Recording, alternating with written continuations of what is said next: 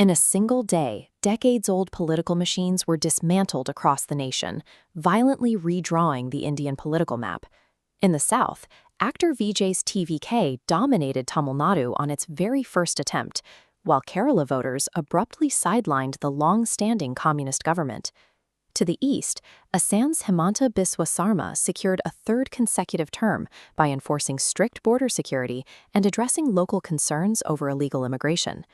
But the shifts of south and east were minor compared to the scale of the collapse witnessed in West Bengal.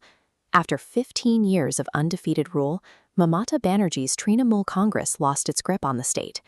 This chart shows the final tally.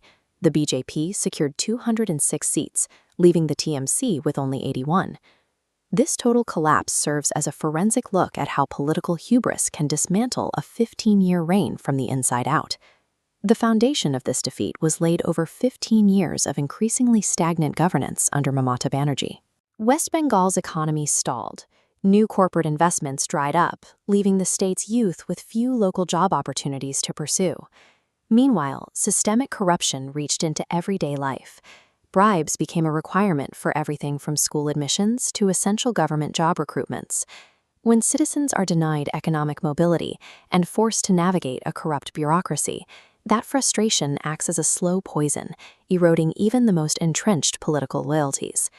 The state's breaking point wasn't financial. The tragedy involving a female doctor at R.G. Carr Medical College shattered the public's remaining tolerance. The chief minister's response to the tragedy was widely viewed as a failure of leadership.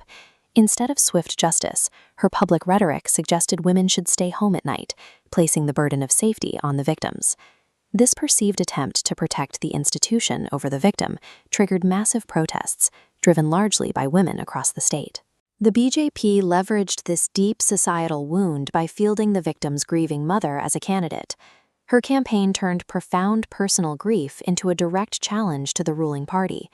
Voters in Bengal demonstrated that a perceived deficit in empathy, especially during a crisis, can turn a stable electorate against its leaders.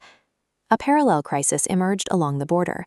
There was widespread anger over illegal immigration from Bangladesh, and the perception grew that the TMC was prioritizing this demographic to maintain its vote bank. This strategy alienated the local population, including many Indian Muslims, who were directly impacted by land disputes and escalating security concerns in their own districts. In the past, local intimidation often dictated polling outcomes.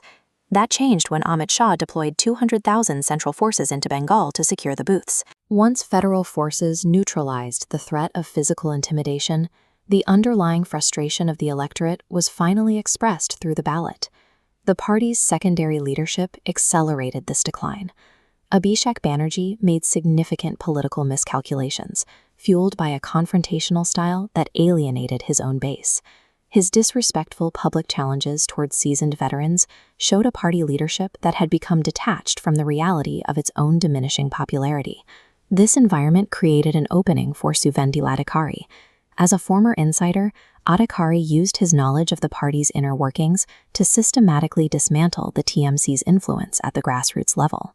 For the TMC, leaning on inherited power without maintaining strategic humility turned a supposed successor into a primary liability. In the immediate aftermath, citizens in West Bengal are celebrating what many describe as a liberation from years of heavy-handed governance. But looking at the national map reveals a different concern. As the BJP consolidates its power, traditional opposition parties like the Congress have been virtually wiped out across the north. Across the country, regional giants are crumbling under similar pressures, leaving a map where the BJP's consolidation has stripped traditional powers of their influence. This creates a new risk for the political system. A healthy democracy relies on a robust opposition to ensure accountability and question the actions of those in power.